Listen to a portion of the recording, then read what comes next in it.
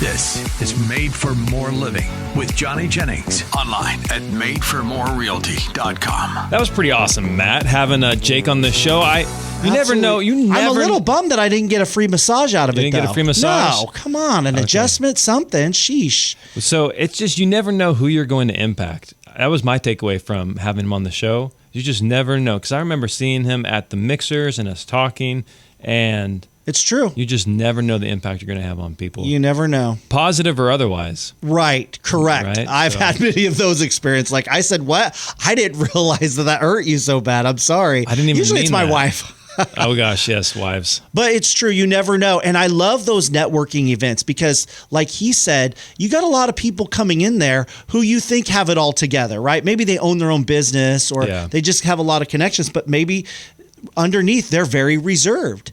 And you create this networking event, especially when you have people like you, Johnny, who are very deliberate, right? It seems like you are. I've never been to one of these events, but going out and deliberately connecting with people. Yeah. And how you set up these events to make sure there's a lot of that, where there's a lot of deliberate connections being made. And a lot of people, they're not initiators. They can't just go out there and be outgoing like I am and it does shake be the strangers' hands, right? Yeah. But because there's an environment of, I bet you a lot of people in those rooms are a little bit more reserved. That's why they go to these networking events, is because it helps them out. And I think it helps on many different levels. It's not just the business aspect of it, but it helps them in their confidence, in engaging with people. And it's more than just the business relationships. It's sometimes the personal relationships that grow into business relationships.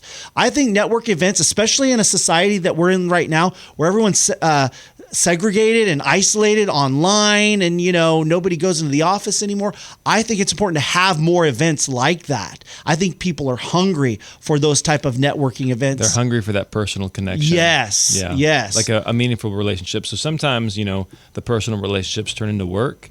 But what I really have been enjoying lately is seeing these long-term work relationships turn into personal relationships. Yeah, that's cool. Like, been hanging out with JJ now, and now he's probably like one of my best friends. Yeah. And I wouldn't have guessed that. I blew him off twice because really? Yeah. Funny story. We'll talk about that next time he's on the show. But you just never know where things are going to lead. Speaking of never know where things are going to lead, Compass, I think, has been on the hunt.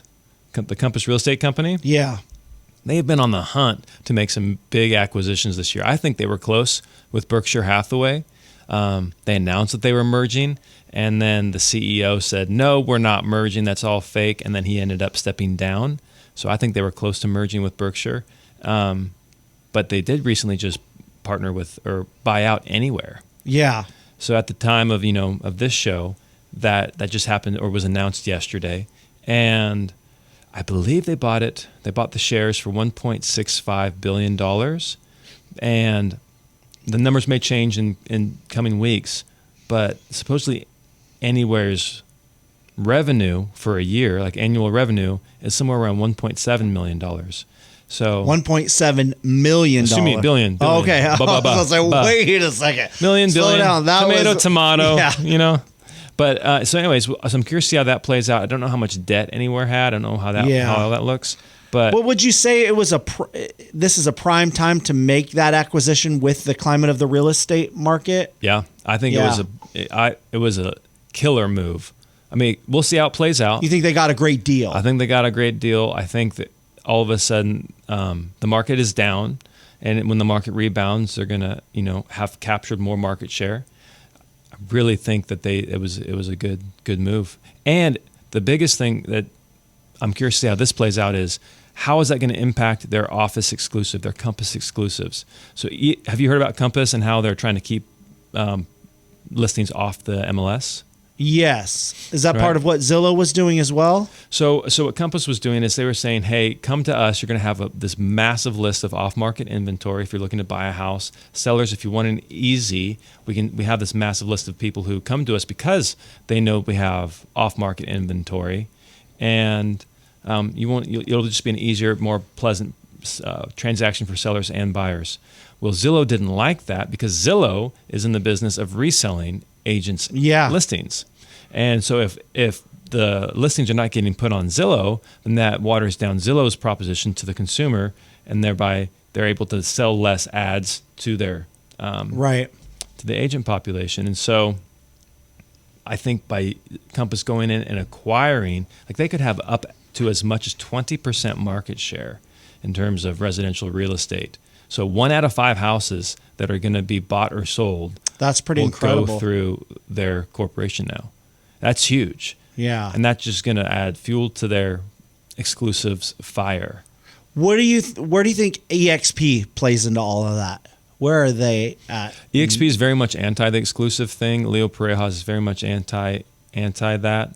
He believes that, from my understanding, that everything should go on the MLS. It should be available for everybody all the time. There shouldn't be any like exclusives, off-market inventory, pocket listings, whatever term you want to call it.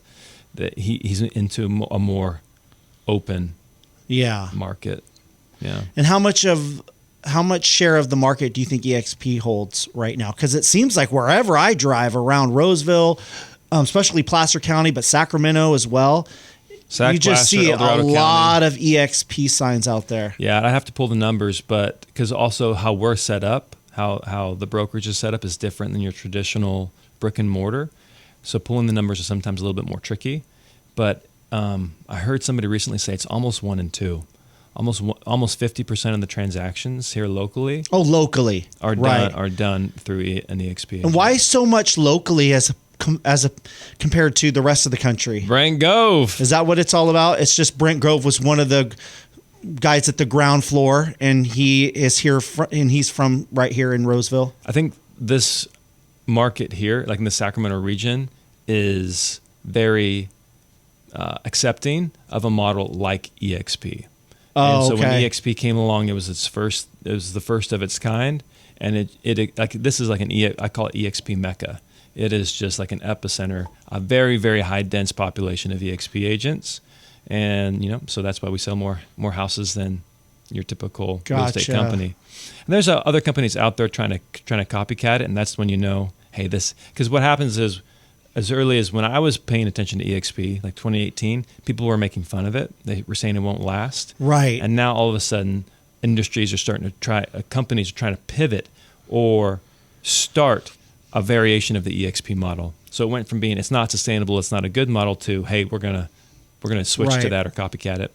But I'm very curious to see what happens with Compass. I'm really they're a competitor.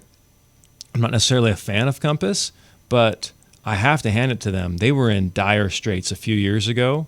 I wasn't sure if they were going to be around, and then they have turned that company around, and now it is just cranking out profit, cranking out revenue, and now they bought, I think it's the largest, it's the largest compilation of brands in the country. So Anywhere is what it's called, but think of it's Sotheby's, it's Better Homes and Gardens, Century 21, Coldwell Banker, like legendary brands are now a part of the Compass ecosystem.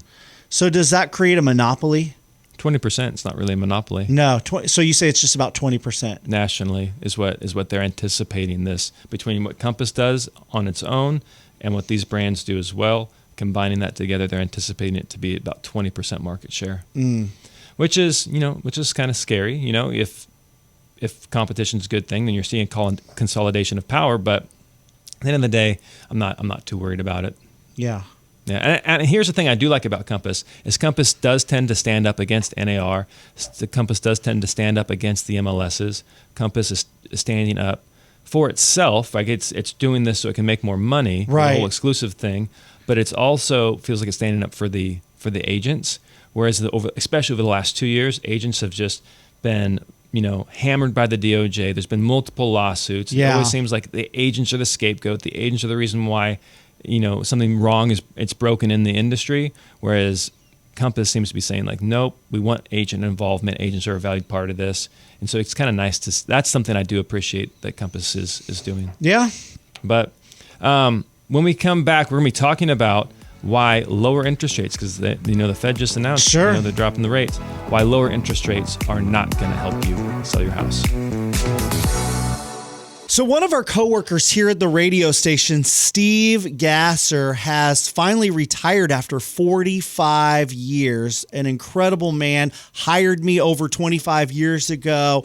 And so he is finally able to relax and rest and enjoy his twilight years, doing the things that he wants to do, his hobbies. And maybe you're thinking about that. Hey, I want to enjoy my retirement. Maybe I want to move out of state, sell my house, or just move somewhere else in California.